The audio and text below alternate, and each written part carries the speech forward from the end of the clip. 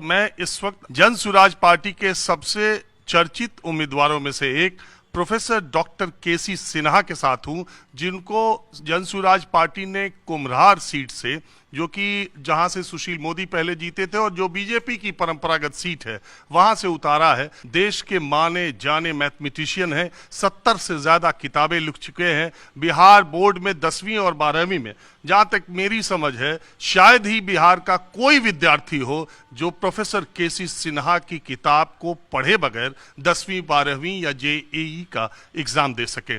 Professor केसी Sinha university के vice chancellor भी रहे हैं और पटना साइंस कॉलेज, जिसके पढ़े हुए हैं प्रशांत किशोर, उसके प्रिंसिपल भी रहे हैं। और पहली बार हमारे साथ प्रोफेसर केसी सिन्हा हैं और जाने माने मैथमेटिशियन। सर, आप जैसे लोग चुनाव लड़ने का फैसला, राजनीति में आने का फैसला। जनसुराज का नारा ही है, सही लोग सही सोच। तो सही लोगों को आना चाहिए राजनीति में। तो मेरे लिए तो ये नया क्षेत्र है, लेकिन बिहार के लोगों के लिए काम करना, विशेषकर शिक्षा के क्षेत्र में, शिक्षा के क्षेत्र में असीम संभावनाएं हैं। हम सब जानते हैं कि बिहारी कितने कठिन परिश्रमी होते हैं। सब लोग मानते हैं कि बिहारी कठिन परिश्रमी होते हैं, प्रतिभा भी उनमें प्रतिभाशाली होते हैं और ईमानदार भी होते हैं।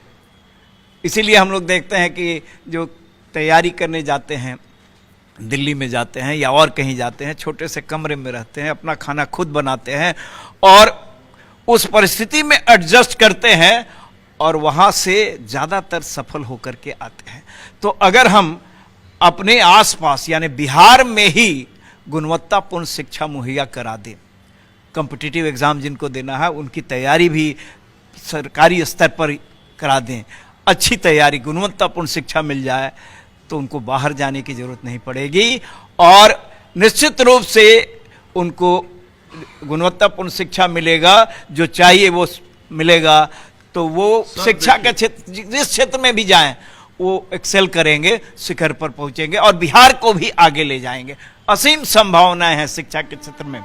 आप इतने जाने माने शिक्षाविद हैं सर, इतने बड़े मैथमेटिशियन हैं, इतने बड़े, आपको महागुरु की उपाधि भी बिहार में लोग देते हैं। आपसे सवाल पूछना तो मुझे बनता नहीं है उतना, लोग आपसे सीखते ही रहे और आपको सुनते रहे। मगर चूंकि आप सियासत में आ गए और आपने चुनाव लड़ने का फैसला किया, मैं पहला भले आया हूं, लेकिन अब आपके पास इंटरव्यू और सवालों की झड़ी लगती रहेगी। तो मैं ये कह रहा हूं कि ये सीट बीजेपी की परंपरागत सीट है, सुशील मोदी यहां से लड़े हैं, लगातार बीजेपी जीत रही है और ये शहरी इलाका भी है। तो आपके लिए कितना चुनौतीपूर्ण है? और दूसरा सवाल मेरा यह है, आप पहले से भी सियासत में आना चाहते थे या जन सुराज बनने के बाद आपने ये फैसला किया, या आप उसी कॉलेज के प्रिंसिपल हैं जिसके प्रशांत किशोर स्टूडेंट है, तो सोचा स्टूडेंट आ गया तो प्रिंसिपल क्यों ना आ जाए?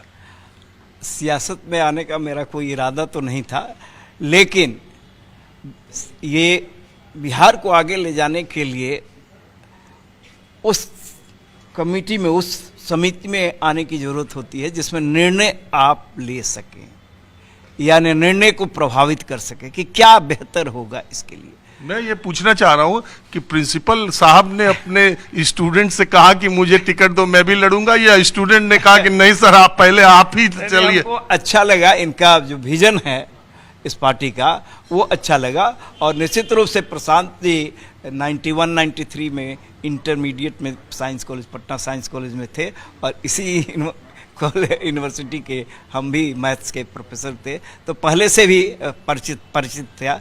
और ये जो विजन आया कि नहीं, शिक्षा और रोजगार, पलायन रोकना, शिक्षा और रोजगार। अब होता क्या है कि रोजगार मिलता है तो इंजीनियरिंग करके आया कोई बच्चा और ऑपरेटर का नौकरी कर रहा, तो ये योग्यता के अनुसार रोजगार नहीं। तो सर, ये सुनने में और कहने में, सुनने में बहुत अच्छा लगता है कि सही में शिक्षा, स्वास्थ्य, रोजगार, यही चुनाव के मुद्दे, वोट के मुद्दे होने चाहिए। लेकिन आपको मालूम है, ये सुनने और कहने की बात है, वोट इन चीज़ों पे तो मिलता नहीं है। कहीं का चुनाव हो, वोट तो किसी और चीज़ पर मिलता है।